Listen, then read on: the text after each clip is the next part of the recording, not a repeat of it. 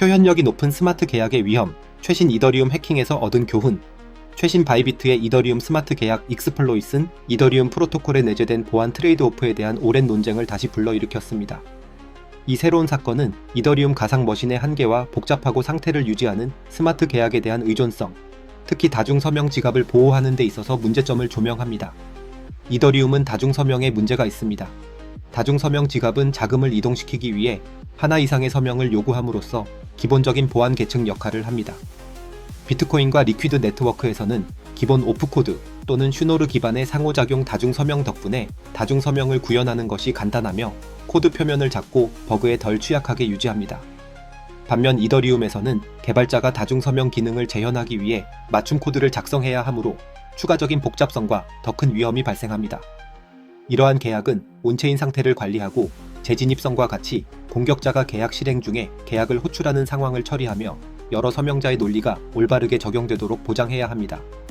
이러한 영역에서의 실수는 2017년 페리티 지갑 해킹과 같은 주요 사건에서 보았듯이 치명적인 취약점을 초래할 수 있습니다. 이더리움은 설계의 시스템적 문제에 직면해 있습니다. 먼저 기본 다중서명이 부재합니다. 비트코인의 설계에는 다중서명 거래를 위한 내장 스크립팅 명령이 포함되어 있습니다. 반면 이더리움은 이에 직접 상응하는 것을 제공하지 않으므로 여러 서명을 처리하고 온체인에서 현재 상태를 추적하며 서명이 추가될 때마다 업데이트하는 계약을 작성해야 합니다. 이러한 접근법은 감사를 더 어렵게 하고 버그 발생 가능성을 높입니다. 높은 표현력을 가진 스크립팅 환경이 문제가 됩니다. 이더리움 가상 머신은 루프, 임의의 함수 호출, 여러 계약 간의 상호작용 등 거의 모든 유형의 계산을 허용합니다. 이러한 유연성은 복잡한 탈중앙화 애플리케이션을 가능하게 하지만 공식 보안 감사를 더 어렵게 만듭니다. 개발자는 다음을 고려해야 합니다. 재진입성을 고려해야 합니다. 한 계약이 다른 계약을 호출할 때 그 계약이 상태 업데이트가 완료되기 전에 원래 계약으로 다시 호출할 수 있습니다. 공유된 전역 상태를 고려해야 합니다. 많은 계약이 동일한 전역 키값 저장소를 공유합니다. 한 계약이나 라이브러리의 버그가 전혀 다른 계약에 영향을 미치는 취약점을 열 수 있습니다.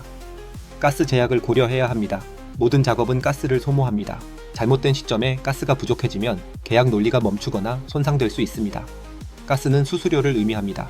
전역 키값 저장소 방식에 문제가 있습니다. 이더리움은 계정 기반 모델과 보편적인 상태 트리를 사용합니다. 각 계약 업데이트는 다른 계약이 사용하는 데이터에 영향을 미치거나 상호작용할 수 있습니다. 반면 비트코인의 UTXO 모델은 상태 변화를 개별 거래로 국지화하여 한 계약의 결함이 다른 계약의 작동에 영향을 미칠 위험을 줄입니다. 이더리움의 다중서명 모델이 실패하는 이유는 무엇일까요? 이더리움 사용자는 다중서명으로 보안을 강화하려 할 때 일반적으로 세 가지 선택지를 고려할 수 있습니다. 먼저 단일키 관리 방법입니다. 간단하지만 누군가 단일 개인키에 접근하면 모든 자금을 통제할 수 있습니다. 두 번째, 복잡한 다자간 연산을 해야 합니다. 임계 타원 곡선 디지털 서명 알고리즘화 같은 고급 암호화 기술은 단일 실패 지점을 줄입니다. 하지만 전문 라이브러리가 필요하고 계산적으로 부담이 클 수 있습니다. 세 번째, 맞춤 스마트 계약 다중서명입니다. 이더리움에서 가장 흔한 방법이지만 가장 위험합니다. 사용자는 기본 계약 코드의 버그에 노출되며 공격자가 허점을 찾으면 치명적일 수 있습니다. 최신 사건은 이더리움의 복잡성이 잠재적으로 결함이 있는 인터페이스에 대한 의존성을 어떻게 증가시키는지 보여줍니다. 사용자는 프론트엔드가 올바른 거래 세부 정보를 표시한다고 믿지만 독립적인 검증 없이 해로운 거래에 서명하도록 속아 넘어갈 수 있습니다.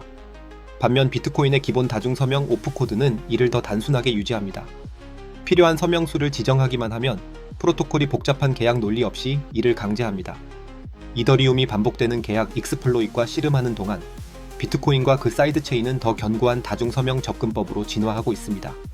비트코인에서는 멀티시그와 같은 암호화 방식이 여러 서명을 하나로 통합하여 다중서명 거래를 일반 단일 서명처럼 보이게 합니다. 이는 프라이버시와 효율성 모두에 이점을 제공합니다. 더 나아가 리퀴드에서 제한된 심플리시티, 즉 단순성 언어는 더 높은 수준의 스크립팅 언어의 유연성을 제공하면서도 비트코인의 신중한 보안 접근법을 유지하는 것을 목표로 합니다.